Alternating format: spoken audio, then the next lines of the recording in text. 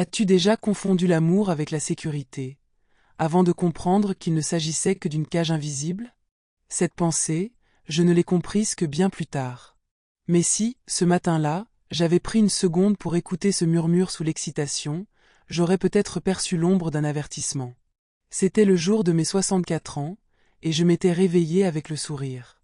Non pas parce que j'avais prévu quelque chose d'extraordinaire, mais parce que j'avais encore un peu d'espoir. Ce genre d'espoir doux, un peu naïf, qui s'insinue dans les cœurs fatigués par trop de solitude. J'ai enfilé mon pull bleu marine préféré, celui avec les petits boutons en nacre que Thibaut, mon défunt mari, trouvait si élégant.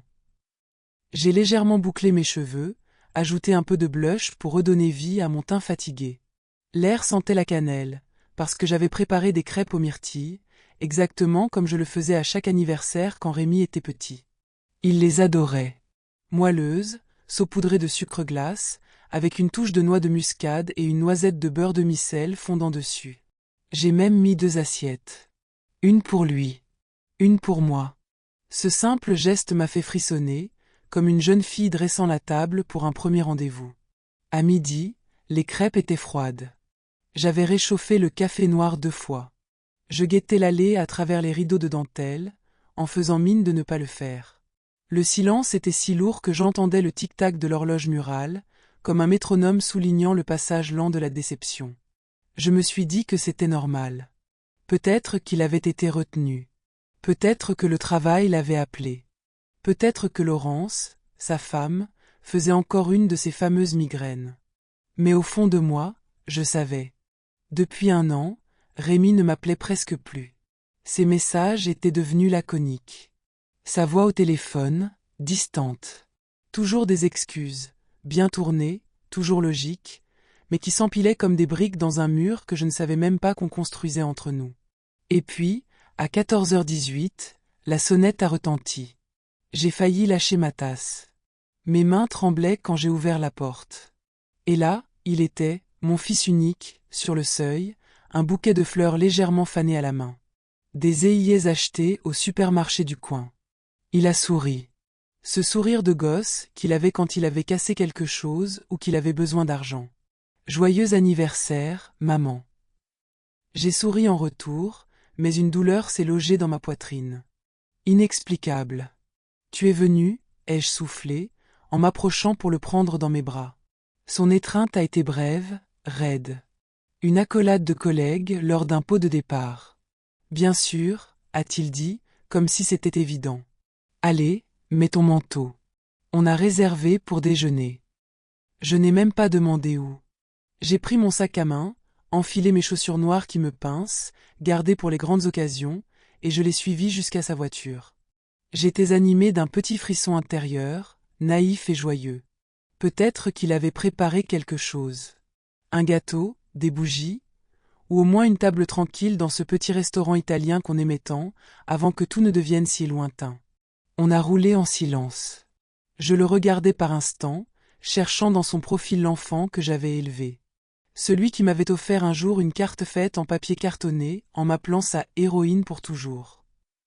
Mais on n'a pas pris la direction du centre-ville. On n'a tourné vers aucun restaurant que je connaissais. À la place, il a bifurqué sur une allée bordée d'érables dorés, leurs feuilles frémissant dans le vent, comme si elles savaient quelque chose que j'ignorais. Au bout de cette allée se dressait un bâtiment en briques, avec des volets blancs et un panneau. Résidence érable dorée, accueil pour seniors. J'ai cligné des yeux. Rémi? Ai-je demandé, ma voix déjà brisée. Il a toussé, mal à l'aise. Maman, il faut qu'on parle. Le monde s'est mis à pencher. Chaque fibre de mon être refusait d'entendre la suite. C'est quoi, cet endroit? Ai-je dit, serrant mon sac comme s'il était le dernier repère familier du monde. Ce n'est plus sûr pour toi de vivre seul, a-t-il enchaîné, comme s'il récitait un texte appris. La mémoire, les chutes, les oublis de médicaments. Cet endroit est bien. Tu auras ta chambre, des activités, du personnel à l'écoute. C'est pour ton bien. Quels oublis? Ai-je coupé, la voix tremblante. Il n'a pas répondu. Il a coupé le moteur, débouclé sa ceinture, et est sorti. Je suis resté figé. Puis, comme un coup de poing au ventre, je l'ai vu ouvrir le coffre et sortir une valise. Ma valise. Déjà préparée. Je n'ai pas trouvé les mots. Je le regardais, pétrifié. Tu as fouillé mes affaires. Il a soufflé, excédé. Maman, ne complique pas les choses. Je suis restée assise, raide, pendant qu'il approchait avec la valise, la traînant comme pour un week-end à la mer. À l'intérieur, ça sentait l'eau de javel et les légumes vapeur. La réceptionniste a souri. Les murs étaient beiges, une musique d'ascenseur flottait dans l'air, joyeuse de manière presque cruelle. Il a remis des documents. Légalité. Procuration. Signature. Mon nom. Le sien. C'était acté. Je n'ai pas pleuré. Pas sur le moment. Cela viendrait plus tard. J'étais trop abasourdie. Vide. Une infirmière m'a conduite dans une chambre de la taille d'une chambre d'hôtel, lit médicalisé, petite fenêtre donnant sur un mur. Mon cadeau d'anniversaire. Elle m'a laissée seule. Je me suis assise sur le bord du lit, encore en manteau, serrant les fleurs bon marché dans leur emballage plastique. Le silence était épais, poisseux. Cette nuit-là, je suis restée éveillée. Il n'y avait pas de rire. Pas de gâteau. Pas de fils. Rien qu'un matelas dur, une odeur de désinfectant, et la douleur insoutenable de comprendre que la personne que j'aimais le plus au monde me voyait désormais comme un fardeau. Mais ce n'était pas la fin. C'était seulement la première fissure. Et parfois, ce sont les fissures qui laissent passer la lumière. Dites-nous d'où vous nous regardez, ça nous fait tellement plaisir de vous avoir ici. Si c'est votre première fois, laissez un petit like et abonnez-vous pour rejoindre notre belle communauté pleine de chaleur. On croit souvent que l'abandon arrive en une fois, dans un claquement de porte ou un adieu hurlé. Mais parfois, il s'infiltre dans les silences. Dans les jours vides. Dans les gestes doux qui masquent l'oubli. Cette nuit-là, je n'ai presque pas bougé. Je suis restée allongée sur ce lit inconfortable, raide comme un manteau oublié sur un porte-manteau, les yeux fixés sur le plafond à motifs granuleux. Des sons de télévision étouffés flottaient dans le couloir. Les EIF années de Rémi commençaient déjà à brunir sur les bords. Je les ai mis dans un gobelet d'eau, comme si un geste de tendresse suffisait à les faire revivre. Le lendemain matin, j'ai demandé à l'infirmière, une femme d'un certain âge, les cheveux tirés et la voix douce, si je pouvais récupérer mon téléphone.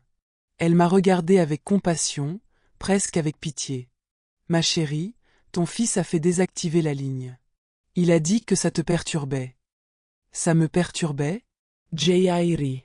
Pas un rire franc. Plutôt un bruit creux, fragile, comme un éclat dans le verre. Et là, j'ai compris.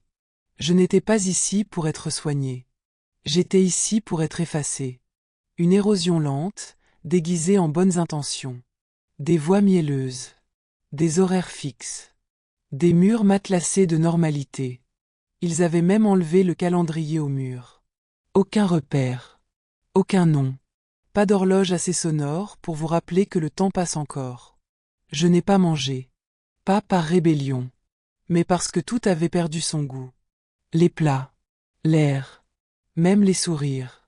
Ils voulaient bien faire, je le voyais. Mais leur gentillesse me donnait l'impression d'être enfermée dans un cercueil capitonné.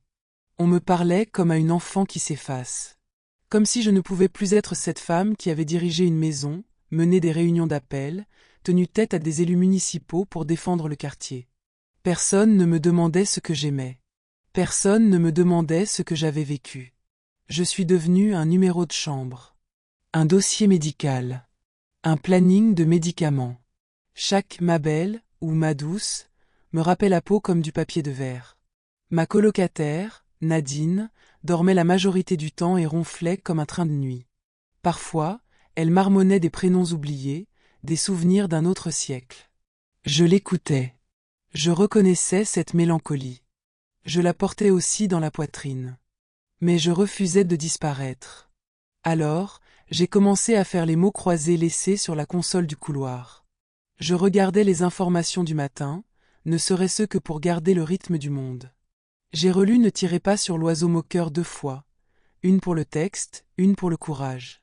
Et puis, le 4e jour, tout a changé. Elle n'était pas censée être là. Une infirmière avait appelé malade, et on avait rappelé une remplaçante d'un autre service.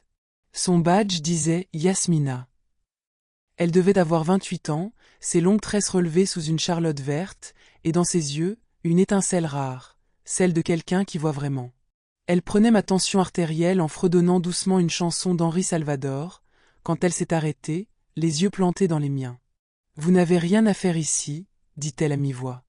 Je clignai des yeux. « Pardon ?» Elle sourit. « Ne vous méprenez pas. Beaucoup ici ont besoin d'aide, et c'est très bien. Mais vous, vos yeux savent encore. Vous n'êtes pas perdu. » Ces mots m'ont transpercé comme une brèche dans un mur de pierre. Je ne savais pas que je retenais mes larmes jusqu'à ce qu'une perle salée glisse sur ma joue. On a parlé. Je lui ai raconté Rémi, par morceaux, comme on recolle une porcelaine fêlée. Comment je l'ai élevé seul après la mort de Thibaut. Comment, à ses 12 ans, il m'avait organisé un anniversaire avec une carte faite main et un collier de pâte. Que je n'avais jamais manqué une seule pièce de théâtre scolaire, même quand je terminais mes shifts tard aux boulangeries pour payer sa scolarité. Yasmina écoutait. Vraiment. Pas le genre d'écoute automatique, avec des hochements mécaniques. Une écoute qui rendait l'autre humain à nouveau. Plus tard, dans la journée, elle est revenue. Elle a regardé autour d'elle, puis s'est faufilée dans ma chambre avec un petit morceau de papier plié. On a retrouvé ça dans la Bible d'un résident décédé la semaine dernière. Monsieur Hénin. Un vieux monsieur gentil, sans famille. Personne n'a réclamé ses affaires. C'était un ticket de loterie. Jauni, un peu froissé. Daté de 2 semaines. J'ai éclaté d'un rire sec. Vous voulez que je tente ma chance? Elle a cligné de l'œil. Le monde vous doit quelque chose. Peut-être que c'est ça.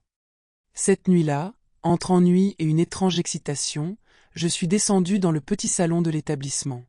L'ordinateur était un vieux modèle poussif, mais il fonctionnait. J'ai tapé les numéros. Puis encore. Et encore. Et là, j'ai reculé, les mains sur la bouche. 10 millions d'euros. 10 millions d'euros. L'air autour de moi est devenu plus léger. Je me suis retourné. Personne. Pas de caméra. Aucune présence. Et pour la première fois de ma vie, j'ai ressenti quelque chose de nouveau. Le pouvoir. Pas encore la joie. Pas tout à fait. Mais cette montée brute et grisante de possibilités. Si Rémi découvrait ça, il essaierait de le prendre. Alors j'ai imprimé la confirmation. Je l'ai pliée soigneusement. Et je l'ai glissée dans mon soutien-gorge, comme un talisman sacré. Le lendemain, j'ai pris Yasmina à part. Il me faut un avocat. Discret. Quelqu'un de fiable. Elle n'a posé aucune question. Elle a juste hoché la tête. Parce qu'elle savait, tout comme moi, que je n'étais pas venu ici pour m'éteindre. J'étais venu pour m'échapper. Et je ne comptais pas simplement partir. Je comptais disparaître. La liberté ne surgit pas toujours dans un éclat de tonnerre. Parfois, elle glisse sur le souffle d'un murmure, se cache dans l'ombre d'une décision que tu ne te pensais jamais assez forte pour prendre. Yasmina a agi vite. Plus vite que je ne l'aurais cru. Cette même semaine, elle m'a présenté à un avocat bénévole qui venait 2 fois par mois à la résidence pour aider les pensionnaires à mettre à jour leur testament ou à gérer quelques formalités administratives. Il s'appelait Maître Michel Granier. La trentaine avancée. Des lunettes à monture fine. Une assurance tranquille qui inspirait confiance. On s'est installé dans la petite salle de repos, coincé entre un distributeur de boissons gazeuses et un micro-ondes qui sentait le maïs soufflé brûler. Je lui ai tendu la confirmation imprimée du gain, mes mains encore tremblantes. Il l'a lu, a relevé les sourcils, puis m'a posé 4 mots. « Vous voulez partir ?» J'ai hoché la tête. Sans hésitation. Sans détour. « Alors il va falloir faire vite », a-t-il répondu, tout en sortant un carnet noir de cuir. Les heures qui ont suivi ont défilé comme dans un rêve cousu d'urgence. Formulaire. Signature. Procuration. Simulation. Un téléphone portable sous un faux nom. Un trust aveugle. Michel a contacté une ancienne collègue à lui, Karine Chauvet, conseillère en gestion de fortune discrète et spécialisée dans les héritages inattendus. Ils ont tout mis en place. Une adresse temporaire dans le Périgord, un compte bancaire dissimulé derrière une série de sociétés écrans, des adresses mail éphémères, une identité alternative. L'argent n'était plus à mon nom. Rémi n'y toucherait jamais. Quand j'ai signé le Nouveau Testament, léguant tout à des associations de défense des personnes âgées abandonnées, j'ai ressenti une légèreté inédite. Comme si mon cœur respirait, enfin après des mois sous l'eau. Cette nuit-là, Yasmina m'a apporté un vieux sac de sport, ayant appartenu à sa tante. Pas d'étiquette. Pas de questions, dit-elle avec un clin d'œil. À l'intérieur, des vêtements chauds, une paire de baskets usées, et une veste en flanelle qui sentait la lavande. On s'est prise dans les bras. Pas une étreinte rapide. Une vraie, comme entre deux femmes qui ont traversé ensemble un précipice. Oubliez pas qu'on existe, quand vous serez libre, murmura-t-elle. Jamais, ai-je répondu. C'est vous qui m'avez rappelé qui je suis.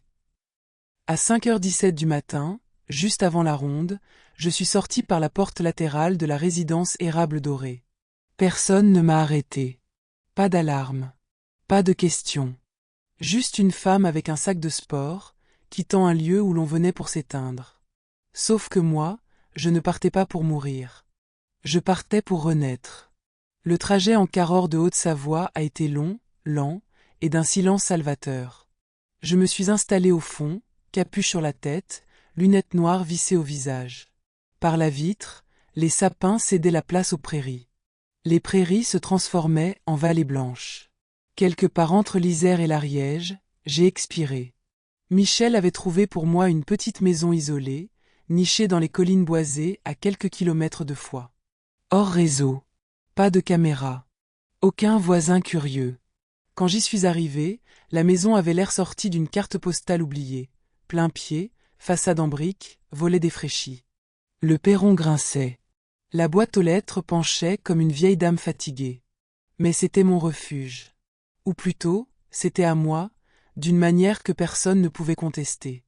À l'intérieur, tout était simple. Les sols propres.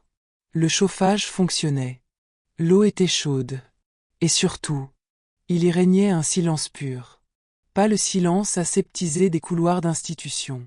Un silence paisible, qui enveloppe comme un vieux châle en laine. Je me suis assise sur le porche, enroulée dans la veste de flanelle de Yasmina. Les feuilles mortes dansaient comme des petits esprits libres, retrouvant leur chemin. Je ne savais plus quel jour on était. Et je m'en fichais. Pour la première fois depuis des décennies, je n'étais plus Hélène la mère. Ni Hélène la veuve. Ni Hélène la pensionnaire. J'étais simplement Hélène. Les jours suivants, je restais discrète. Je cuisinais des plats simples, du riz, des soupes maison, des œufs sur le plat avec du pain grillé. Je faisais le tour de la boîte aux lettres au petit matin. L'après-midi, je tenais un carnet, y inscrivant des fragments de souvenirs. Tentant de me rappeler qui j'étais avant les sacrifices. Je lisais la presse avec attention. Une partie de moi s'attendait à lire des gros titres du type « Une femme retrouvée avec un gain du loto », mais rien. Puis, un matin, glissé entre une publicité de supermarché et un prospectus pour une mutuelle, une lettre a fait s'arrêter mon cœur. Pas d'adresse d'expéditeur. Papier épais. Enveloppe lourde. À l'intérieur, une photocopie de documents de prêt, signés de moi, de Thibault et de Rémi. Daté de 12 ans plus tôt. Je n'en avais aucun souvenir. Ma signature semblait exacte. Le jet de « carrière bouclé », exactement comme je l'écris. Trop parfait. Les mains tremblantes, j'ai sorti la boîte ignifugée que Michel m'avait laissée. J'y ai fouillé des relevés anciens, des contrats d'assurance, des déclarations fiscales que nous avions sauvegardées avant mon départ. Et là, enfouis sous des chemises. 3 autres documents falsifiés. Signé Hélène. Défaut. Rémi n'avait pas seulement décidé de m'abandonner. Il m'avait volé pendant des années. Tout s'éclairait, les tensions des dernières années. Pourquoi Thibault gardait soudain les finances pour lui? Les vacances annulées. Les urgences financières répétées de Rémi. Les voitures neuves. Les excuses floues. Thibault savait. Mais il n'avait jamais dit un mot. Il avait emporté cette honte dans sa tombe. Et maintenant, moi, je tenais la vérité entre les mains comme une arme chargée. Le lendemain matin, j'ai appelé Michel. J'ai de nouvelles informations, ai-je dit calmement. Sur quoi? demanda-t-il. Des documents falsifiés. De l'argent volé. C'est mon fils qui l'a fait. Il n'a pas hésité. Vous voulez porter plainte? Pas encore, ai-je répondu. Pas avant d'être prête. Parce que je ne voulais pas simplement obtenir justice. Je voulais que Rémi ressente la peur que j'avais ressentie. Qu'il vive dans l'incertitude, minute après minute. Qu'il se demande, chaque jour. Est-ce qu'elle sait? Et désormais, je ne me cachais plus. Quand on a passé sa vie à tout donner à quelqu'un, son temps, son argent, son amour, jusqu'à son propre nom, on n'imagine jamais qu'un jour, il faudra se défendre contre cette personne. Et pourtant, c'est exactement là où je me suis retrouvée. Tout a commencé par une lettre. Une vraie. Enveloppe officielle, recommandée avec accusé de réception, estampillée par le tribunal judiciaire d'Annecy. À l'intérieur, une requête déposée par mon fils, Rémi Carrière, demandant que je sois déclarée juridiquement inapte. J'ai lu et relu cette lettre sans même respirer. Le papier semblait peser plus lourd que moi. Il n'en avait pas fini avec moi. Il n'avait même pas encore commencé. Le dossier comprenait des déclarations de 2 personnes. Un ancien voisin, que je n'avais pas vu depuis des années, et un ancien camarade de fac de Rémi que je ne reconnaissais même pas. Tous deux affirmaient que j'avais montré des signes de confusion mentale, de paranoïa, d'instabilité. Ils avaient même joint des enregistrements audio, des messages vocaux que j'avais laissés à Rémi, lors de moments de tristesse ou d'incompréhension. Ils les avaient montés, tronqués, recoupés pour me faire passer pour une femme instable. Mais le plus glaçant, un rapport psychiatrique signé d'un médecin que je n'avais jamais rencontré, affirmant que je représentais un danger pour moi-même et pour les autres si je n'étais pas placée sous surveillance. Il me peignait comme une femme en chute libre. Alors que, pour la première fois depuis des années, j'étais parfaitement lucide. J'ai appelé Michel. Il est venu immédiatement, apportant un thermos de café noir et ce calme solide qui m'a enveloppé comme un plaid d'un soir d'hiver. Il a lu tout le dossier, puis a levé les yeux vers moi. Ils essaient de s'emparer du trust, dit-il. Si la demande aboutit, vous perdrez tout. Vos finances, votre autonomie, votre droit à la parole. J'ai hoché la tête. Qu'est-ce que vous voulez faire? Je l'ai regardé droit dans les yeux. On se bat. Les jours qui ont suivi furent une tornade. Michel a fait appel à une avocate spécialisée en contentieux, maître Marie Estradelle.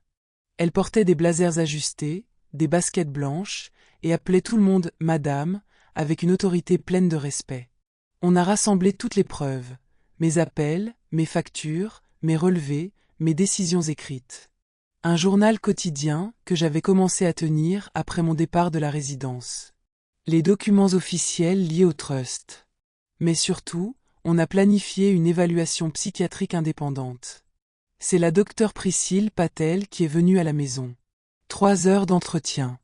On a parlé de mon enfance, de Thibaut, de Rémi, de mes douleurs, de mes espoirs. Elle ne m'a pas regardée comme une patiente. Elle m'a regardée comme une personne entière. Avant de partir, elle m'a pris la main et m'a dit « Madame Carrière, vous êtes l'un des esprits les plus lucides et solides que j'ai rencontrés cette année. » Et pour la première fois depuis cette terrible lettre, j'ai pu respirer. Mais pendant que nous préparions la vérité, Rémi peaufinait sa mise en scène. Dans les médias, il jouait le fils éploré. Il donnait des interviews, publiait des vidéos, lançait des appels pour retrouver sa maman disparue. Il avait même choisi une photo, moi, souriante, dans un pull jaune, une trace de gâteau sur la joue. Lui à mes côtés, riant, parfait. Une performance. Et il en était la star. Mais les étoiles finissent toujours par chuter. Le jour de l'audience, je me suis habillée avec précision. Pas pour impressionner. Pour être vue. Un manteau gris anthracite, la montre de Thibaut, des boucles d'oreilles discrètes. Des talons bas qui résonnaient doucement sur le parquet du palais de justice. Je tenais une chemise cartonnée, pas trop épaisse. Juste assez pour dire « je suis prête ». La salle d'audience était froide. Sèche. Administrative. Rémi était déjà là, bien coiffé, entouré de son avocat. Quand il m'a vu, il s'est levé. Il m'a souri. Un sourire précis. Contrôlé. Calculé. Je ne l'ai pas rendu. Car ce sourire, je le connaissais trop bien. C'était un masque. Le juge, un homme aux sourcils broussailleux et à la voix rocailleuse, ouvrit l'audience. Dans l'affaire concernant la capacité juridique de Madame Hélène Carrière. Ces mots résonnaient comme une corde prête à se resserrer. L'avocat de Rémy parla le premier. Il était fluide. Maîtrisé. Hypocrite. Il parlait de préoccupation, de détérioration, de mise en sécurité. Il affirma que j'avais disparu, que j'étais influencé par des personnes malveillantes. Il fit jouer les enregistrements audio. J'ai écouté ma propre voix. Brisée. En pleurs. Mais je n'avais pas honte. Je n'avais pas pleuré parce que j'étais folle. J'avais pleuré par amour. Par trahison. Pour la vérité. Et maintenant, c'était fini. Puis Rémy a pris la parole.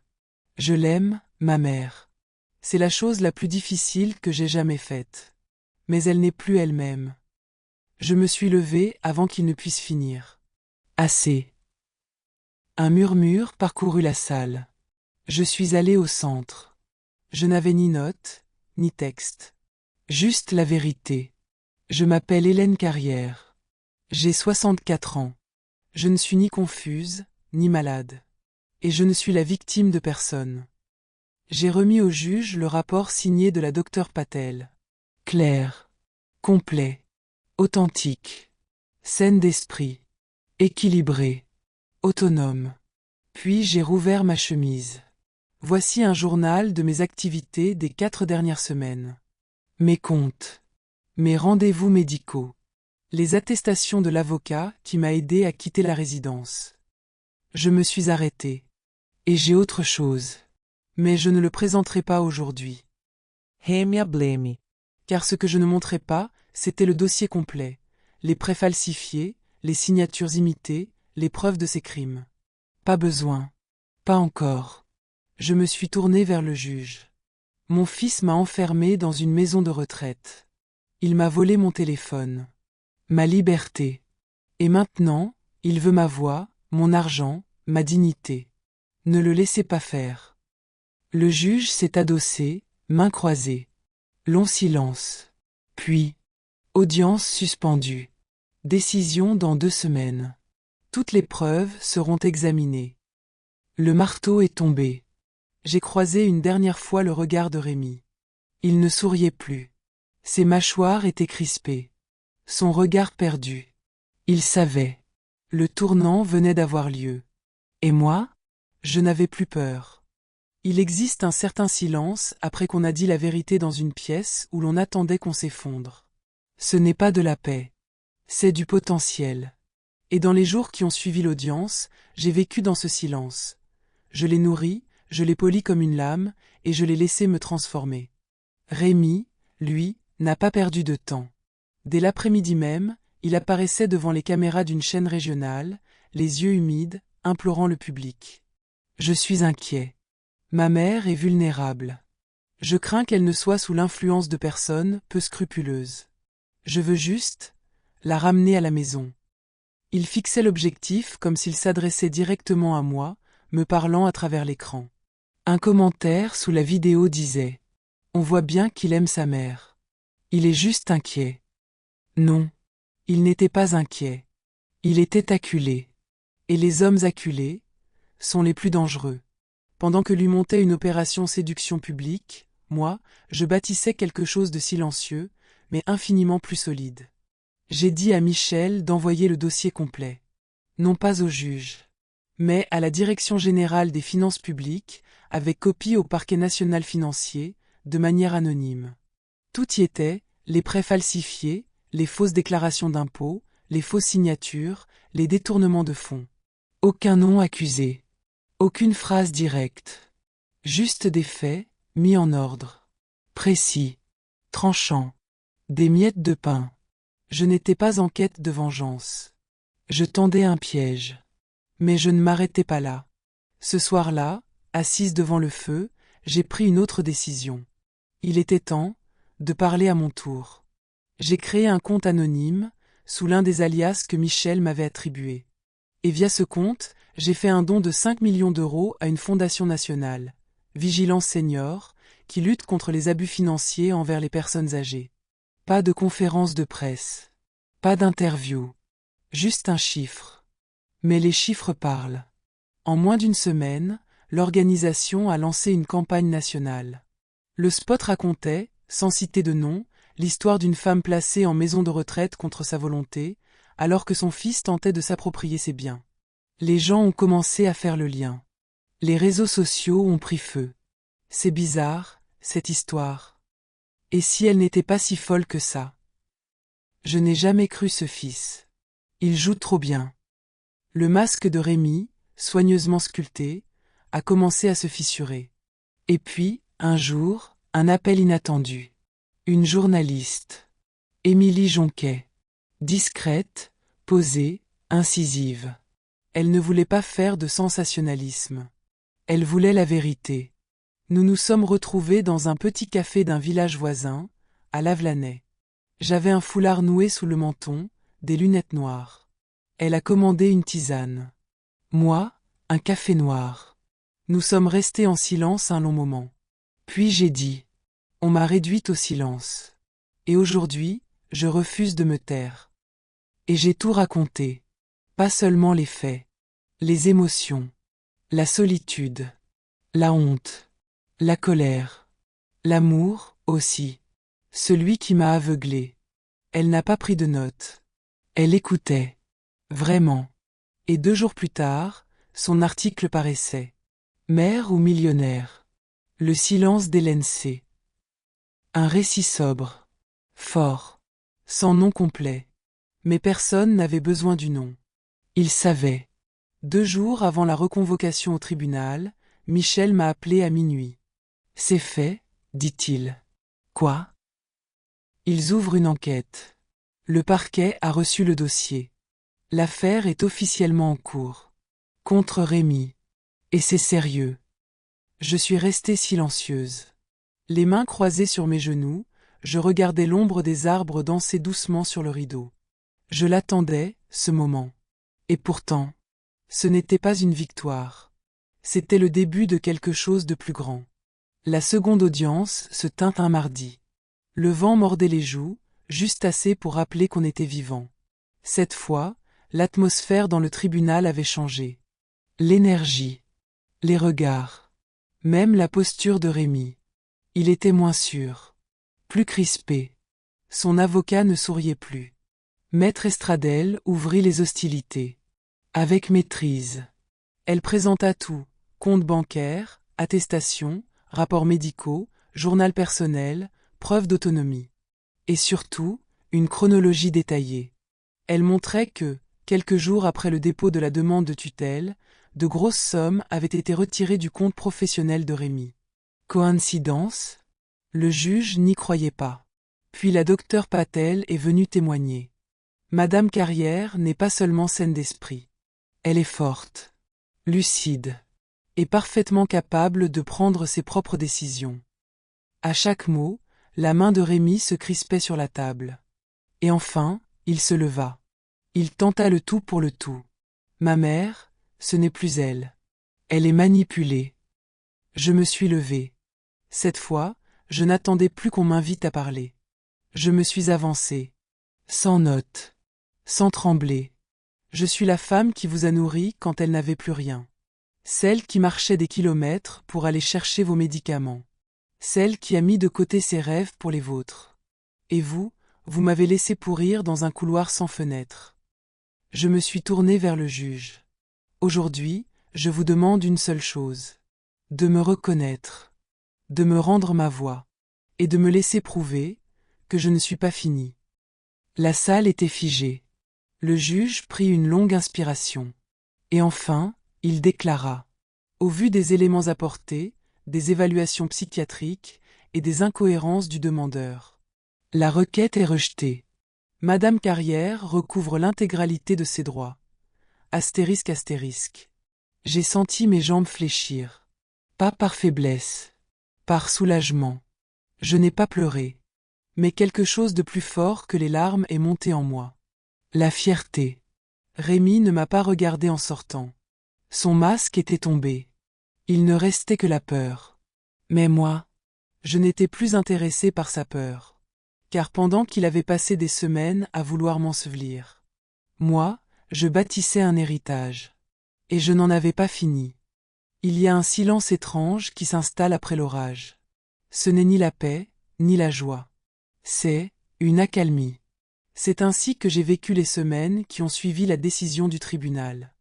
Une tranquillité feutrée, presque irréelle. Comme si le monde respirait enfin avec moi. Le lendemain du jugement, Michel est passé chez moi.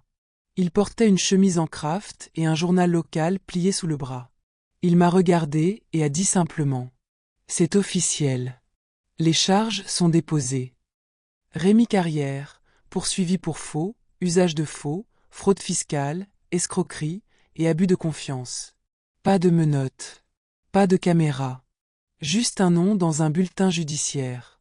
Cela n'a pas fait les gros titres. Mais pour moi, cela a tout changé. Les médias ont rapidement réagi. Des articles ont fleuri.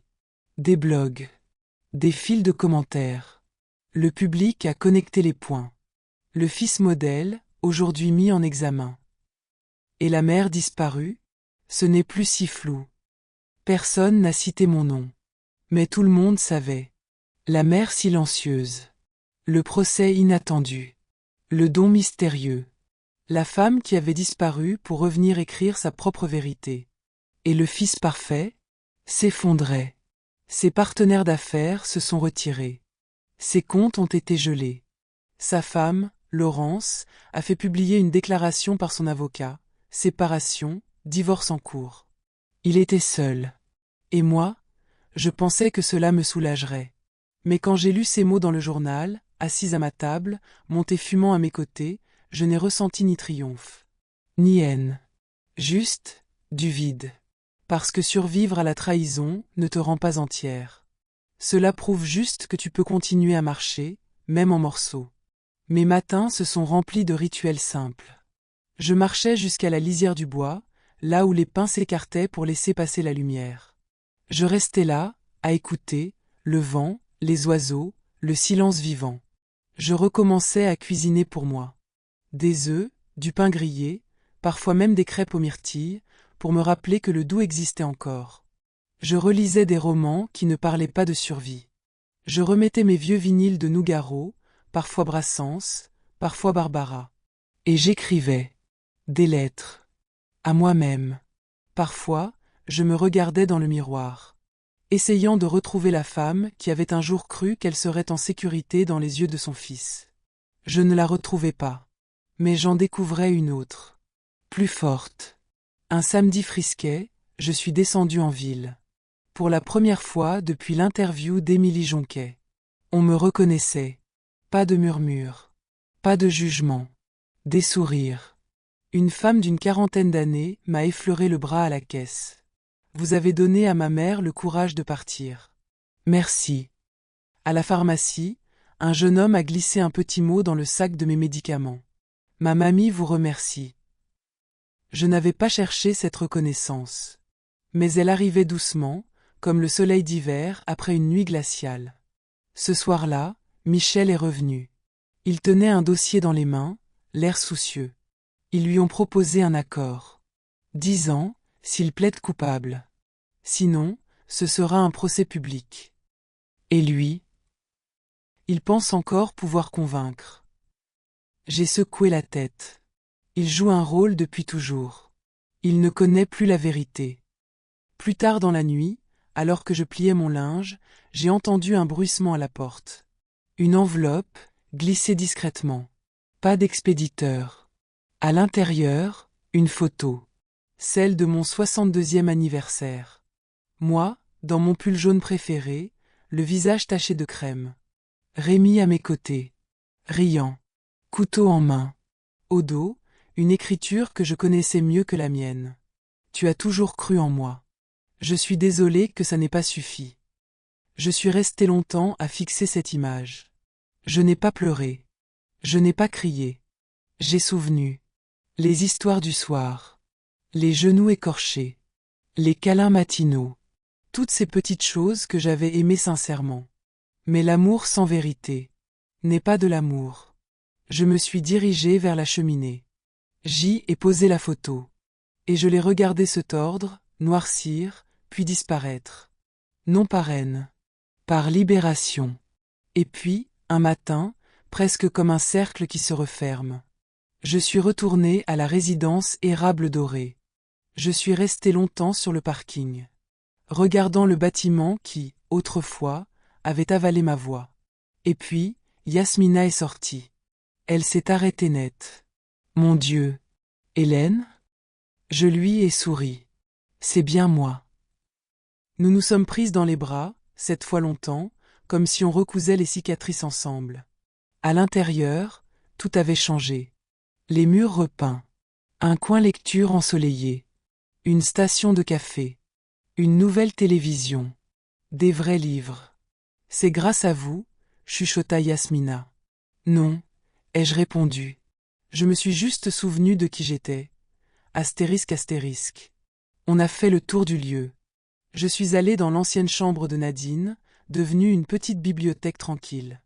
Puis, devant un groupe de résidents et d'aides-soignants, dans la salle d'activité rénovée, on m'a proposé un micro. Je l'ai refusé. Je ne suis pas ici parce que j'ai été trahie. Je suis ici parce que j'ai été réduite au silence. Et je sais que beaucoup d'entre vous savent ce que c'est. Tous les regards étaient tournés vers moi. Vous n'êtes pas un fardeau. Vous n'êtes pas oublié. Et surtout, vous n'êtes pas fini. Les applaudissements ont éclaté. Timides. Puis francs.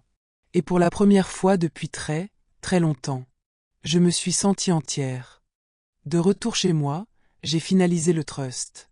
Le projet carrière, anciennement appelé projet Marguerite, deviendrait une initiative nationale, offrant un soutien juridique, un hébergement d'urgence et une assistance psychologique aux seniors victimes d'abus.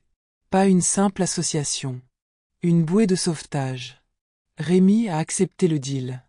10 ans de prison. Il m'a envoyé une dernière lettre. Je l'ai renvoyée.